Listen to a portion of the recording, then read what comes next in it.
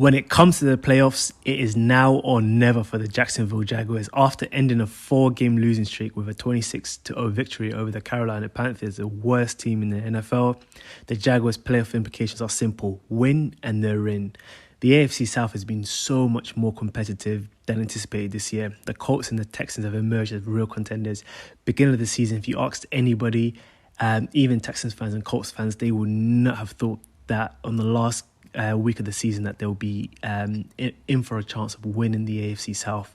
I literally just thought to myself, the Texans have a rookie quarterback, they have a rookie head coach, the Colts have a rookie quarterback in Anthony Richardson, and he got injured after week 4, and they had a first-year head coach in Shane Steichen. Nobody would have thought that the Texans and the Colts would be in this position. The Titans, maybe, because they were kind of in a decline, but nobody would have thought that this would have been the scenario going into week 18. Although the Jags and the Texans and the Colts each hold a 9-7 record, the Jacksonville Jaguars own the tiebreaker, which is why if the Jags win, they're in. Welcome everyone. This is Jag Central and I hope you're all doing well. I know it's been a while since I've posted a video, but I'm back. I'm going to be posting much more videos, and hopefully the Jags make the playoffs, because if they don't, this would be horrible. So if the Jags lose to the Titans, the battle for a playoff seed becomes so much more difficult, because the winner of the Texans and the Colts would take the AFC South, and the Jaguars are going to be fighting for the 7th spot and the final seed in the AFC playoff picture. So in this scenario, if the Jags lose, we need either the Texans and the Colts to end without a tie, but we'll know this scenario for this because the Jags and the Texans and the Texans and the Colts are playing on Saturday, so we will know. So if they end without a tie, then even if we lose, then we go through. But we would also need the Steelers to lose to the Baltimore Ravens, which is probably going to be very unlikely because the Baltimore Ravens are going to be resting Lamar Jackson.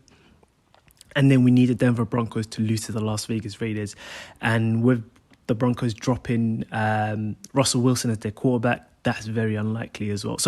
That's very likely that's going to happen.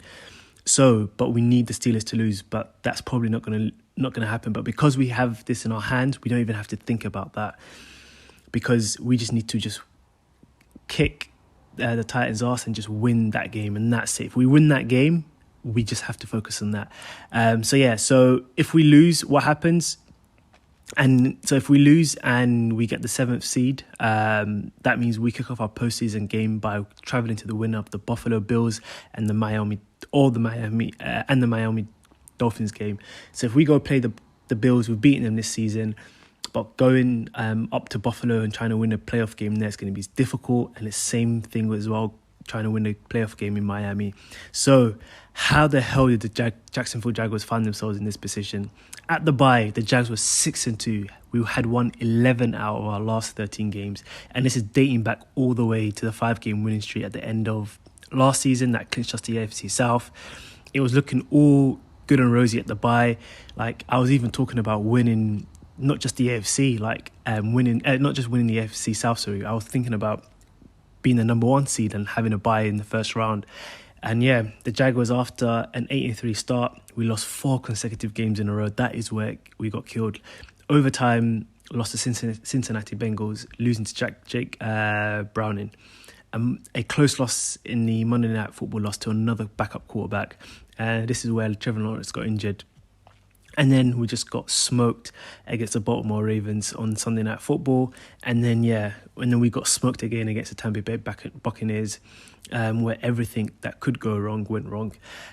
So now it literally all comes down to a Week 18 matchup against the Tennessee Titans, literally just like last year. With a win, the Jaguars would clinch the division for the 2nd straight year, and then we'll maintain the 4th seed heading to the playoffs. And in this scenario, the Jaguars are probably going to host the Cleveland Browns, who beat us this season. But for me, if we win this game and we're playing the Cleveland Browns, I think this is probably the best team that we could possibly face, I think, because I really think that we can beat the Cleveland Browns, especially with Trevor Lawrence coming back. Christian Kirk has been come off IR, so he's probably going to be likely to be back for this game on Sunday or be back for the playoffs. But first things first, let's just take care of business and let's find ourselves looking forward to another week of Jags football. I'm going to go for a Jags win. Let's win, get into the playoffs, and then we can focus on who we're going to play then. But yeah, thank you guys for tuning in. I'll catch you guys after the game.